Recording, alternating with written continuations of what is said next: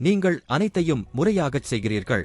அதிகாலையில் விழிக்கிறீர்கள், பணிக்குச் செல்கிறீர்கள், சில நேரங்களில் கூடுதல் நேரம் உழைக்கிறீர்கள், உரிய காலத்தில் கடன்களை செலுத்துகிறீர்கள், ஒவ்வொரு மாதமும் ஒரு சிறு தொகையை சேமிக்கிறீர்கள், உங்களை நீங்களே பொறுப்புள்ளவர் என்று அழைத்துக் கொள்கிறீர்கள்.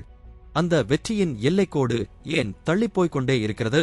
அதே வேளையில் துணிகரமான இடர்களை எடுத்தவர்கள், ஏதோ ஒரு இணையத் தொழில் தொடங்கியவர்கள், அல்லது முன்கூட்டியே முதலீடு செய்தவர்கள் திடீரென உங்களுக்கு முன்னால் செல்வது எப்படி? இதோ கசப்பான உண்மை. இந்த நடுத்தர வர்க்க கட்டமைப்பு சிதைந்துவிடவில்லை. இது இவ்வாறுதான் இருக்க வேண்டும் என்று வடிவமைக்கப்பட்டுள்ளது. நடுத்தர வர்க்க வாழ்க்கை வெளிப்பார்வைக்கு நிலையானதாக தோன்றும். சொந்த வீடு, ஊர்தி, நிலையான வருமானம். ஆனால் பணம் உள்ளே வரும், வந்த வேகத்திலேயே வெளியேறும். தவணை முறை கடன்கள்.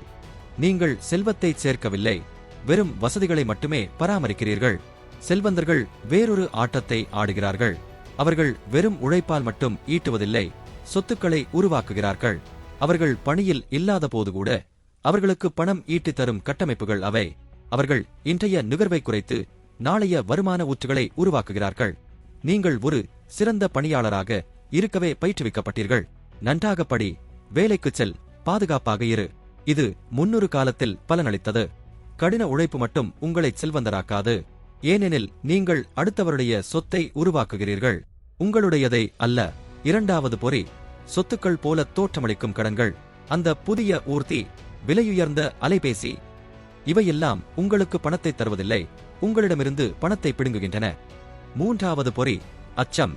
நடுத்தர வர்க்கம் இடர் எடுக்க அஞ்சுகிறது. ஏனெனில் நிலைத்தன்மைதான் பாதுகாப்பு என்று கருதுகிறது. ஆனால் இங்கே நிலையானது என்று எதுவுமே இல்லை. பணிகள் மாறுகின்றன, துறைகள் அழிகின்றன.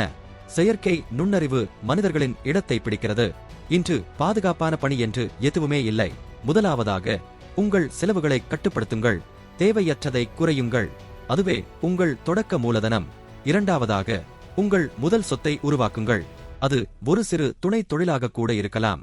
மூன்றாவதாக, உயர் வருவாய் ஈட்டும் திறன்களை கற்றுக்கொள்ளுங்கள். உங்கள் பணியை தாண்டி சுயமாக ஈட்டும் வல்லமை.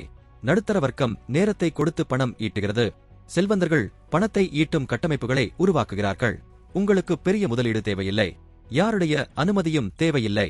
தொடங்க வேண்டும் என்ற எண்ணம் மட்டுமே போதும். நடுத்தர வர்க்கம் என்பது உங்கள் தலைவிதி அல்ல, அது ஒரு பழக்கம். பழக்கங்களை மாற்றிக்கொள்ள முடியும். உங்கள் அடுத்த நகர்வு என்ன? இதே கட்டமைப்பில் இருக்கப் போகிறீர்களா? உங்களுக்கான பாதையை உருவாக்கப் போகிறீர்களா? ஏதேனும் ஒன்றை உருவாக்குங்கள். இப்போது உங்கள் உழைப்பிற்கேற்ற ஒரு மிகப்பெரிய முன்னேற்றத்தை அடைய ஒரு சிறு மாற்றம் மட்டுமே தேவைப்படுகிறது. அதுதான் காலத்திற்கேற்ற புதிய பார்வை. புதிய உலகம் நமக்கு சொல்லும் செய்தி என்ன? நாம் ஒரு பொற்காலத்தின் தொடக்கத்தில் இருக்கிறோம். உழைப்பு என்பது வெறும் நேரத்தை செலவிடுவது என்ற நிலை மாறி இப்போது அது அறிவை சொத்தாக மாற்றுவது என உருவெடுத்துள்ளது. நீங்கள் இதுவரை சேர்த்த அனுபவம் என்பது ஒரு மிகப்பெரிய புதையல். அதை சரியான திசையில் பயன்படுத்துவதே இப்போதைய தேவை. இன்று நிலைத்தன்மை என்பது ஒரு இடத்தில் தங்குவதல்ல, காலத்திற்கேற்ப நகர்வதாகும்.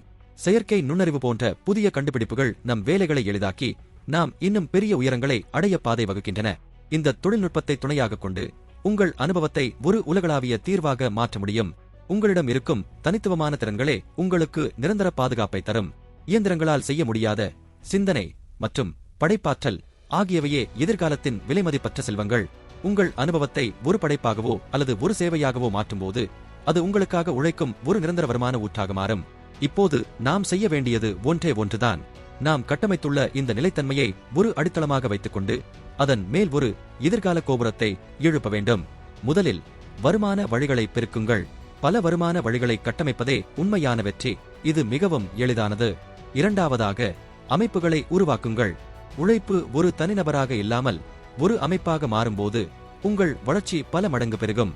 மூன்றாவதாக, புதிய காலத்திற்கு தேவையான தொழில்நுட்பங்களை கற்றுக்கொள்ளுங்கள். இது உங்கள் தன்னம்பிக்கையை இன்னும் பலப்படுத்தும். நேர்மறையான இந்த நவீன கால முயற்சிகள் உங்களுக்கு உண்மையான பொருளாதார விடுதலையை தரும். நீங்கள் ஒரு வெற்றியாளர். அந்த வெற்றியை அடுத்த தலைமுறை வியக்கும் வண்ணம் இன்னும் பெரிதாக மாற்றுவதற்கான தருணம் இதுதான். துணிந்து முன்னேறுங்கள். புதிய உலகம் உங்களை வரவேற்க காத்திருக்கிறது.